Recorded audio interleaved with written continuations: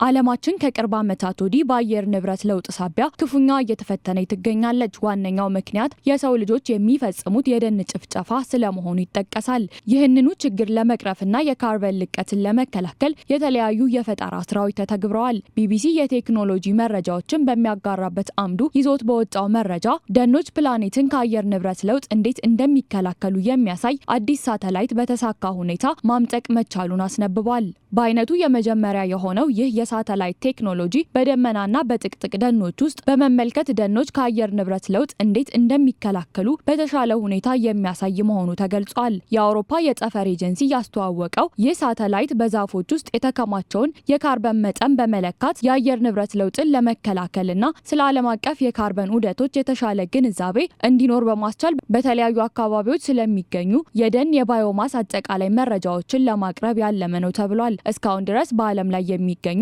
1.5 ትሪሊየን ዛፎች ያከማቹት የካርበን መጠን ሊሰላ አልቻለም። በአውሮፓ ኤሮስፔስ ቡድን ኤርባስ የሚመራው ፕሮጀክት ሳይንቲስቶች ስለ ካርበን ክምችት ትክክለኛ መረጃ እንዲኖራቸው የደን ጭፍጨፋ መጠን እንዲከታተሉና የወደፊት የአየር ሁኔታን በተሻለ ሁኔታ እንዲተነብዩ ያስችላቸዋል ተብሎ ተስፋ ተጥሎበታል። ሳተላይቱ ስፔስ ብሮሊ የሚል ስም ተሰጥቶታል። የተገጠመለት 12 ሜትር እርዝማኔ ያለው አንቴና በጥቅጥቅ ደኖች ውስጥ የሚገኙ ቅርንጫፎችንና ግንዶችን ለማየት እንዲረዳው መሆኑ ተመላክቷል። በአሁኑ ወቅት ያሉ አብዛኞቹ ራዳሮች አስደናቂ የበረዶ ግግር ምስሎችን ቢያነሱም ደኖችን ውስጥ ድረስ ዘልቀው ማየትና መረጃ መሰብሰብ እንደማይችሉ ከቢቢሲ ጋር ቆይታ ያደረጉት በኤርባስ የጂኦ ሳይንስ ኃላፊ የሆኑት ዶክተር ራልፍ ኮርዴይ አስረድተዋል። ነገር ግን አሁን በተሳካ ሁኔታ ማምጠቅ የተቻለውን ሳተላይት ረዘም ያለ የራዳር ሞገድ ርዝመትን በመጠቀም ወደ ዛፎችና ጫካዎች በጥልቀት ማየት የሚያስችለን ነው ብለዋል። በአሁኑ ወቅት ሳይንቲስቶች የሚጠቀሙበት መንገድ ነጠላ ዛፎችን በመመልከት ሲሆን ይህም ትልቅ ፈተና ነው ተብሏል።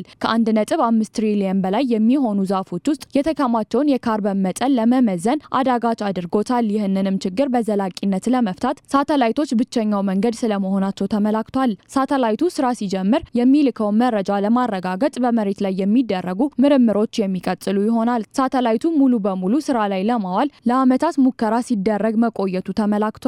ኤርባስ በአንቴናው ግንባታ ላይ የአሜሪካው ኩባንያ ኤል3 ሃሪስ ቴክኖሎጂ መሐንዲሶችን እንዲሳተፉ አድርጓል። ቡድኑ በ6 ወራት ውስጥ የመጀመሪያዎቹን መረጃዎች እንደሚያጠናቅርና በሚቀጥሉት 5 ዓመታት በሳተላይቱ በመታገዝ መረጃ የመሰብሰብ ሂደቱ እንደሚቀጥል ነው የተገለጸው። እነዚህ ከሳተላይቱ የሚገኙ መረጃዎች ምን ያህል ካርበን እንደሚከማች ብቻ ሳይሆን በደን ጭፍጨፋ ምን ያህል እንደሚጠፋ ያሳያሉ። ባለፉት 50 ዓመታት ስራ ላይ የዋሉ ሳተላይቶች በደመና ስለሚሸፈኑ የተሟላ መረጃ ማቅረብ አለመቻላቸውን የዘርፉ ባለሙያዎች ያስረዳሉ።